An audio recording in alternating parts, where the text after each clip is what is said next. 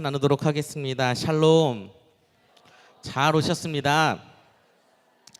한 번 더 인사하겠습니다. 졸지 말고 은혜 받읍시다. 네. 제가 몇 년 전에 어느 카페에 갔을 때 일입니다. 조용하게 책도 조금 읽고 이것저것 일을 하려고 조용한 카페를 찾아가 2층에 올라가서 조용한 구석에 앉아서 이렇게 책을 보고 있었습니다. 그런데 그 조용한 시간이 얼마 가지 않아서 한 무리의 사람들이 등장하게 되었습니다. 보드게임 동호회 사람들이었는데요. 그들이 오자마자 이제 게임을 하고 엄청 소란스러워지고 시끄러워지기 시작했습니다. 사실 저는 조금 소심하여서 그 사람들한테 뭐라고 하지는 못하고 제 마음속으로 참아가면서 화를 삭히면서 참고 있었습니다. 사실 그 사람들과 저 말고도 많은 사람들이 있었는데 다른 사람들조차도 뭐 그 사람들에게 조용히 해라 이런 말을 하지 않았었습니다. 그래서 나만 불편한 건가? 저 사람들도 같이 소심한 건가? 뭐 이런 마음이 들었는데 그러던 찰나에 기쁨의 소식이 들려와 우리 이제 여기까지만 하고 그만할까? 라는 이야기를 하는 겁니다. 그래서 드디어 끝나겠구나 라고 생각을 했는데 그 말을 하고 나서 1시간을 더 게임을 하게 되었습니다. 그런데 그들이 이제 게임을 막 1시간 넘게 게임을 하고 단체로 또 나갔습니다. 나가자 동시에 누가 시키지도 않았는데 그 카페에 있던 모든 사람들이 탄성을 지르면서 와 드디어 나갔다. 진짜 조용하네.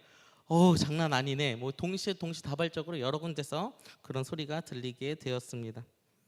뭐 처음 보는 사람이지만 한마음 한뜻으로 같이 인내하였고 같이 참고 기쁨을 맛보았던 시간이었습니다. 오늘 인내와 기도라는 말씀 제목으로 함께 말씀을 나누려고 합니다. 오늘 야고보서 말씀의 이 인내라는 것이 제가 카페에서 경험했던 그런 참았던 인내인지 아니면 또 다른 인내의 의미가 담겨져 있는지 제가 끝날 때쯤 여쭤볼 테니 졸지 마시고 딴 생각하지 마시고 집중해서 잘 들으셔서 큰 은혜 받는 귀한 시간 되시기를 간절히 소망합니다. 같이 함께 따라하겠습니다. 인내합시다. 7절 말씀을 같이 함께 보도록 하겠습니다. 오늘 말씀 야고보서 5장 7절 말씀입니다. 시작. 그러므로 형제들아 주께서 강림하시기까지 길이 참으라. 보라 농부가 땅에서 나는 귀한 열매를 바라고 길이 참아 이른 비와 늦은 비를 기다리나니 아멘. 누군가에게 인내하라 이런 말을 했을 때 참 평화를 추구하는 말 같고 좋은 게 좋은 거다라는 의미를 담고 있는 것처럼 느껴지는 것이 사실입니다. 그러나 오늘 말씀을 잘 살펴보면 그냥 참고 기다리는 것, 마냥 아무것도 안 하고 기다리는 것, 불의를 보고도 침묵하는 것, 그러한 인내를 이야기하고 있는 것이 아니라는 것을 알 수가 있습니다. 우리는 때론 문제가 있을 때 나만 조용하면 평안해져. 그래, 그냥 나 혼자 힘들고 말지 라고 생각할 때가 있습니다. 그러나 그것은 잠시 평안할 뿐이지 근본적인 문제 해결이 되는 것은 아닙니다. 여러분들도 많이 경험해 보셔서 아실 것입니다. 오늘 같이 읽은 7절 말씀에 길이 참으라 라고 이야기하고 있습니다. 여기서 이 길이 참으라 라는 말은 우리에게 주어진 사명을 성실하게 완수하고 하나님께서 주실 상급을 인내하는 가운데서 참고 기다리는 것, 이것을 의미합니다. 하나님께서 우리에게 주신 사명을 다하고 그 결과를 하나님께로부터 기다리는 것, 우리가 해야 할 일을 게으르지 않고 행하면서 하나님의 뜻을 기다리는 것, 그것이 오늘 본문의 길이 참으라 라는 의미를 담고 있는 단어입니다. 오늘 7절 말씀에 보면 농부 이야기를 통하여서 조금 더 쉽게 비유하고 있는 것을 볼 수가 있습니다. 농사를 지을 때 이른 비는 씨앗이 제자리를 잡을 수 있도록 도와주는 매우 중요한 비입니다. 그리고 늦은 비는 그동안 자란 곡식들이 알찬 결실을 맺기 위해 필요한 중요한 비입니다. 그런데 이 이른 비와 늦은 비가 농부가 조급하다고 해서 내리게 할 수는 없습니다. 왜냐하면 그것은 우리 인간의 권한이 아니기 때문입니다. 하나님의 소관입니다. 인간은 오직 창조주 하나님에 대한 전적인 신뢰 가운데 그것을 기다릴 뿐입니다. 우리의 신앙의 자세도 이와 마찬가지입니다. 참고 기다린다는 것, 인내한다는 것은 하나님을 전적으로 신뢰하고 내가 해야 할 일을 마땅히 감당하고 그때를 기다린다는 것입니다. 이를 잘 나타내는 한자 성어가 있는데요. 진인사 대천명이라는 한자가 있습니다. 인간으로서 해야 할 일을 다하고 하늘의 뜻을 기다린다라는 뜻을 가지고 있습니다. 우리 학생들에게 권면하고 싶습니다. 공부는 하지 않으면서 시험 점수가 잘 나오게 해주세요. 기도하면 기도를 들어주실까요? 이것은 욕심이 가득한 기도입니다. 성숙하지 못한 기도입니다. 농부가 아무 일도 하지 않고 하나님 곡식이 잘 자라게 해주세요 라고 기도한다면 얼마나 이기적이고 욕심적입니까? 농부 자신의 본분을 잊어버린 것입니다. 끝까지 최선을 다하고 그러면서 기다리는 것, 그것이 온전한 기다림이고 인내라는 것입니다. 이제 수능이 11일 남았습니다. 남은 11일까지 우리 학생들 최선을 다하시고 귀한 열매 맺으시기를 간절히 소망합니다. 11절 말씀을 같이 함께 보겠습니다. 11절 말씀 봅니다. 시작. 보라, 인내하는 자를 우리가 다 복되다 하나니 너희가 욥의 인내를 들었고 주께서 주신 결말을 보았거니와 주는 가장 자비하시고 긍휼히 여기시는 이시니라. 아멘. 오늘 말씀의 인내에 대해 설명하면서 욥의 인내를 빗대어서 설명하고 있는 것을 볼 수가 있습니다. 이 욥 이야기는 너무나도 잘 아실 것입니다. 이 욥의 이야기가 단순히 내가 참으면 복 받는다 이런 이야기가 담겨 있는 것이 아닙니다. 말도 안 되는 상황 가운데도 끝까지 하나님을 의지하는 것, 하나님을 믿고 의지하는 그 믿음, 그 인내가 있어야 된다라는 것입니다. 욥기서를 읽어보면 사실 제가 욥이라면은 하나님 앞에 이렇게 욥처럼 순종하지 못했을 것 같습니다. 오히려 원망하고 하나님을 불평하며 나아갔을 것 같은데 이 욥은 어떠한 상황에도 하나님을 의지하며 나아가는 모습을 볼 수가 있습니다. 우리가 여기서 배워야 할 것은 어떠한 상황 가운데서 온전히 하나님을 의지하는 것, 하나님을 기다리는 것, 그러한 인내를 여러분들 다 실천하시기를 간절히 소망합니다. 두 번째로는 기도합시다입니다. 함께 따라합시다. 기도합시다. 기도합시다. 13절 말씀 같이 함께 보겠습니다. 함께 봅니다. 너희 중에 고난당하는 자가 있느냐? 그는 기도할 것이요. 즐거워하는 자가 있느냐? 그는 찬송할지니라. 아멘. 우리가 어려운 일을 당할 때라도 기도하는 일에 게을리해서는 안 됩니다. 고난 가운데에서 기도는 우리로 하여금 하나님과 더 가까워질 수 있는 계기를 마련해 주기 때문입니다. 그렇게 야고보서 기자는 우리에게 이렇게 권면하고 있습니다. 혹시 고난당하는 사람이 있습니까? 그 사람은 모든 염려와 근심을 하나님께 맡기고 기도하는 데 힘쓰십시오. 그리고 우리가 항상 즐겁고 매사의 일이 잘 풀릴 때조차도 감사 기도를 잊어서는 안 됩니다 라고 이야기하고 있습니다. 오늘 말씀에 즐거워하는 자는 찬송할지라 라고 말씀하는 것을 볼 수가 있습니다. 찬송은 다른 말로 곡조가 있는 기도라고도 표현할 수가 있습니다. 우리가 어렵고 환난이 있을 때만 기도하는 것이 아니라 기쁘고 즐거울 때도 하나님께 감사하고 기도하고 찬송 드려야 한다는 것입니다. 결국 기쁠 때나 슬플 때나 기도해야 된다라는 이야기입니다. 찬송가 418장 여러분들 잘 아시죠? 기쁠 때나 슬플 때나 어떻게 부르죠? 기쁠 때나 도우시는 사랑의 주, 기쁠 때에 찬양하고 슬플 때 기도합니다. 아멘. 이 찬양의 가사가 야고보서 말씀으로 지어진 건데 우리가 기쁠 때나 슬플 때나 언제든지 기도하며 나아가는 여러분 되시기를 간절히 소망합니다. 데살로니가전서 5장 17절 말씀에도 여러분들 잘 아시는 말씀이 있습니다. 쉬지 말고 기도하라. 계속해서 기도에 대해서 강조하고 있습니다. 14절 말씀을 같이 함께 보도록 하겠습니다. 함께 봅니다. 너희 중에 병든 자가 있느냐? 그는 교회의 장로를 청할 것이요 그들은 주의 이름으로 기름을 바르며 그를 위하여 기도할지니라. 아멘. 병든 자가 있을 때, 아픈 사람이 있을 때 장로들에게 청하여 함께 기도하라라고 권면하고 있습니다. 여기서 장로라 함은 지금 교회의 지도자들, 지금의 목사님과 장로님을 의미한다고 볼 수 있습니다. 병든 자가 있거든, 내 주변에 아픈 사람이 있거든 교회의 지도자들에게 기도를 청하고 그들을 위해서 기도하라라고 말씀하고 있습니다. 간혹가다 이러신 분들이 있습니다. 괜히 내가 아프다고 하면 걱정하실까봐, 염려하실까봐 일부러 숨기고 신방을 간다 그래도 아니 안 오셔도 괜찮습니다 하시는 분들이 있는데, 그러지 마시고 꼭 알리시고 함께 기도할 수 있고 함께 기도하면서 병을 치유하는 역사를 체험하시기를 간절히 소망합니다. 16절 말씀을 함께 보겠습니다. 그러므로 너희 죄를 서로 고백하며 병이 낫기를 위하여 서로 기도하라. 의인의 간구는 역사하는 힘이 큼이라. 아멘. 16절 말씀에 이야기하고 있으면 서로 고백하고 서로 나누고 함께 기도해라. 의인의 간구는 역사하는 힘이 크다라고 이야기를 하고 있습니다.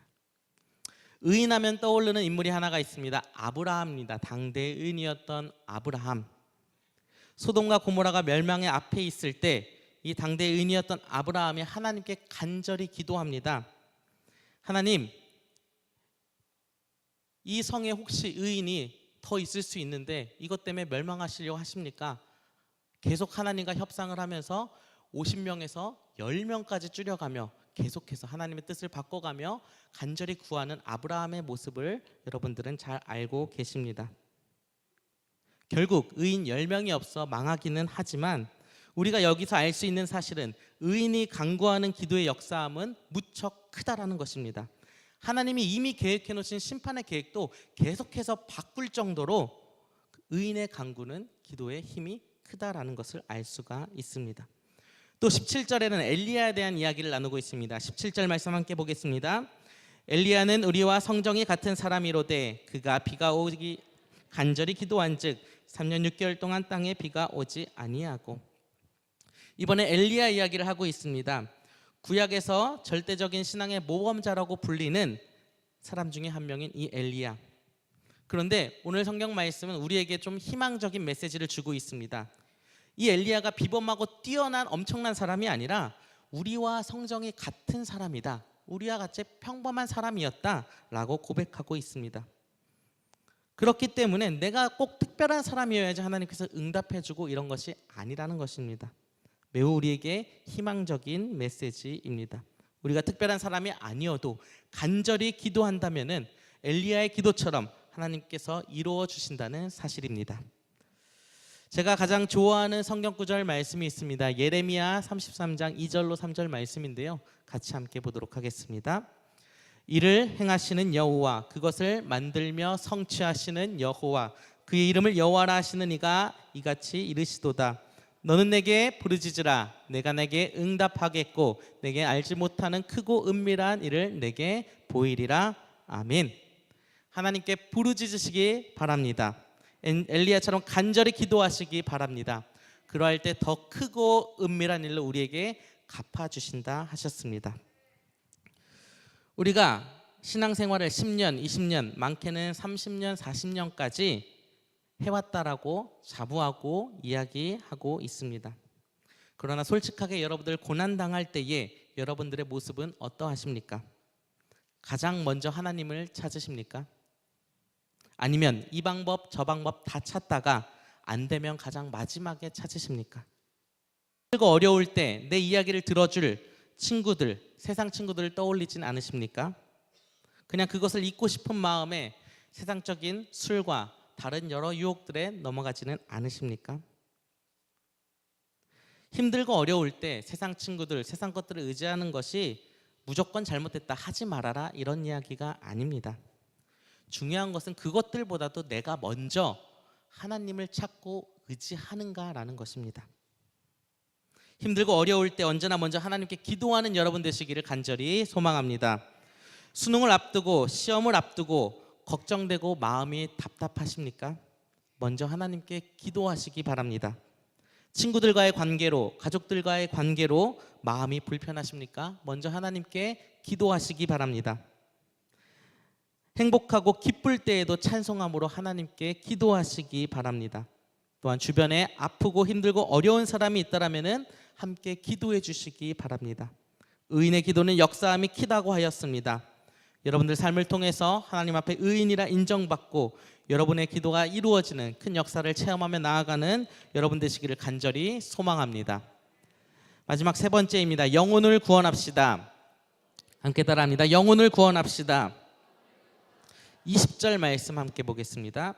너희가 알 것은 죄인을 미혹된 길에서 돌아서게 하는 자가 그의 영혼을 사망에서 구원할 것이며 허다한 죄를 덮을 것임이라. 아멘. 앞서 고난당하는 자와 병든 자를 위해 기도해야 된다라고 말씀을 나누었습니다. 근데 이번에는 정상적인 길을 벗어나 잘못된 길로 가고 있는 사람에 대해서 이야기를 하고 있습니다. 미혹되어 진리를 떠난 자들을 두 분류로 생각할 수가 있습니다. 첫 번째는 교회 안에서 상처를 받고 떠난 사람들입니다. 두 번째는 잘못된 교리에 미혹되어 이단에 빠진 사람들입니다. 잘 생각해 보면 우리 주변에 이런 사람들이 매우 많이 있음을 알 수가 있습니다.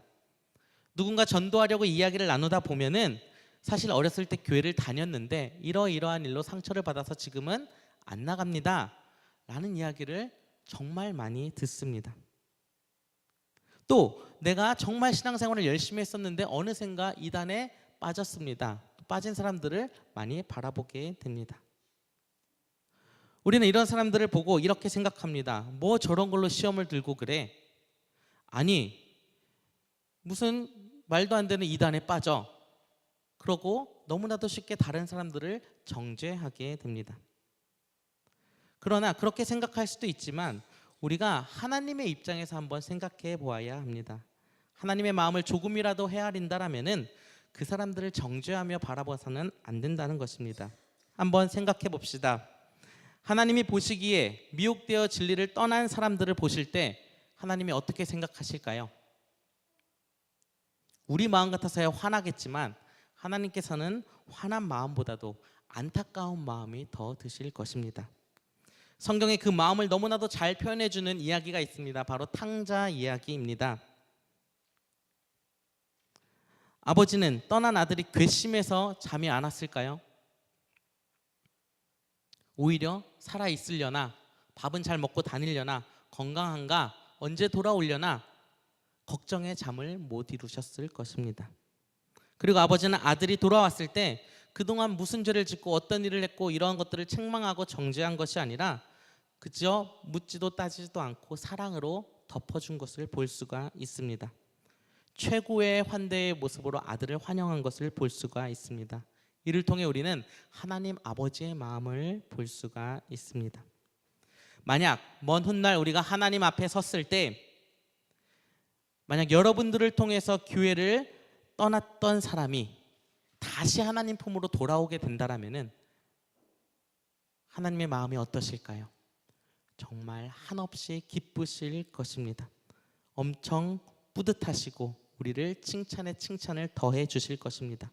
그런데 반대로 내가 하나님 앞에 섰을 때 나로 인하여 상처받고 한 영혼이 생명에서 사망으로 옮겨졌다는 사실을 알게 된다라면은